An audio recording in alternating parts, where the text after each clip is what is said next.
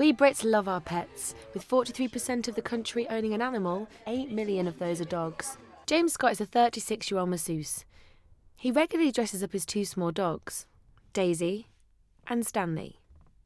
Years ago I bought a sweater for my Westie, and that was kind of really cool, but I don't think he liked it. He was like, the shame of going on the park with an outfit on. But obviously seeing other people dress in smaller dogs and being around other people, I thought I'd give it a try. Daisy and Stanley live a life of luxury and have a wide selection of outfits. They've got the doggy wardrobes, they've got one each.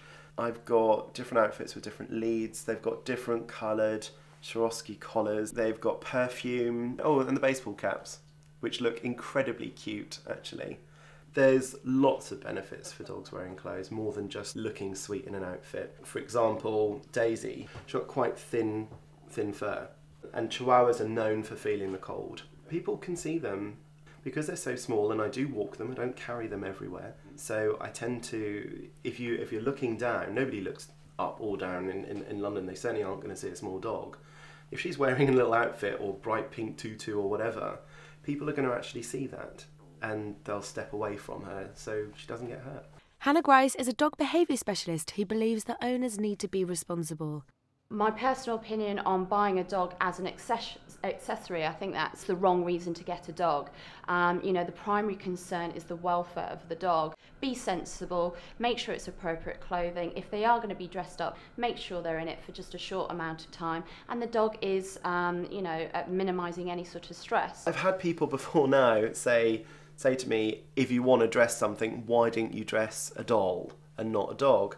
But again, the practicality reasons. I think it's, you know, Chihuahuas, for example, feel the cold, so it's practical for them to keep warm. But no, I think there's each to their own. People have their own reasons for doing it. I've spent more on the dog's outfits than I have my own. Can't you tell? But no, hundreds of pounds, I think. When you can bear in mind their collars are Swarovski collars, and they average about £45 each, and they have 5 of them. Gaynor Jackson is currently opening her own canine-orientated shop. We asked her if she sees dog clothing as a fashion accessory rather than a practicality.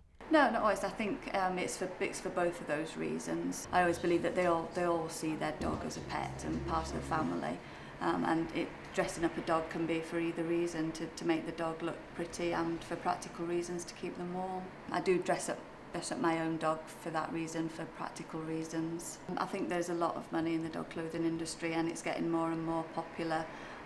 Recent figures have shown that that is one area where spending's actually increased in the last 12 months. When James is out and about with Daisy and Stanley, people react in a number of different ways. It's a mixed reaction, and I would say it's a 80 more positive, where you walk around and you'll just hear this, oh look, or you'll hear people in the distance just telling their friends, you know, that there's a cute dog in a dress walking past.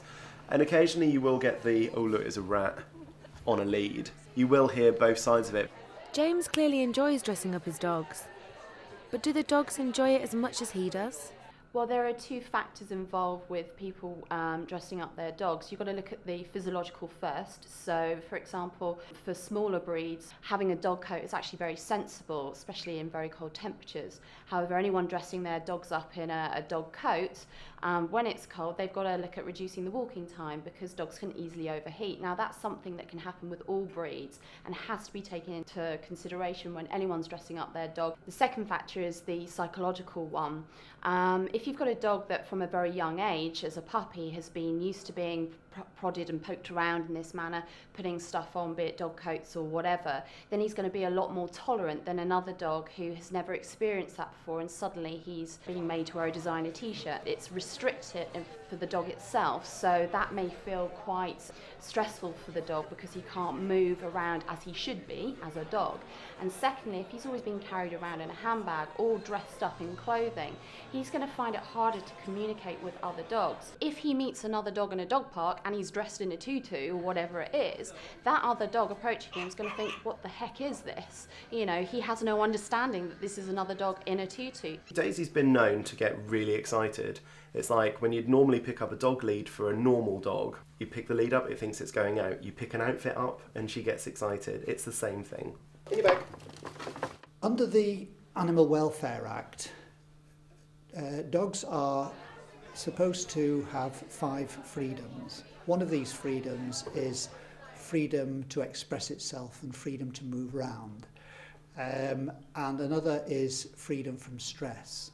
A lot of these small dogs are what we call brachycephalics. They have very short faces and they can be prone to breathing difficulties. They can be prone to problems at the back of the throat, in the palate, and any animal that is potentially subject to respiratory problems, this could be exacerbated if, for instance, they've got a coat on all the time, or if they're kept in an environment where it's not suitable for ease of breathing.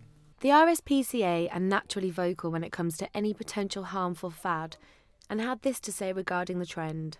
If you decide to buy a piece of clothing for your dog, you should make sure that it will not cause injury as a result of the way it fits, it will not compromise your dog's ability to behave normally, it will not compromise your dog's ability to control its body temperature.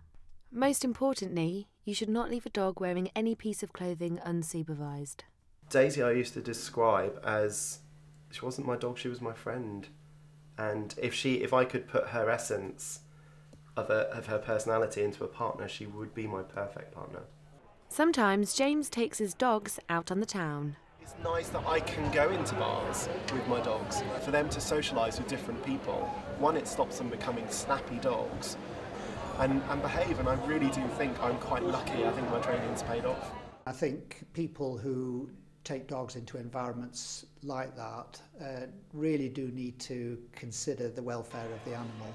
It may be a thing that they enjoy doing, it may be something that attracts attention to them and to their dog, but the welfare of the animal must come first. I'm actually quite shocked to hear that people are taking their little dogs to nightclubs and bars. The reason being is dogs have got much better heightened sense of smells and hearing than we do. If you think about the loud music in these bars and these nightclubs, they're often very loud for ourselves. So, you know, think about the consequence that would have on to the dog. I don't do it for anyone else. I do it for my own reasons, so judge away.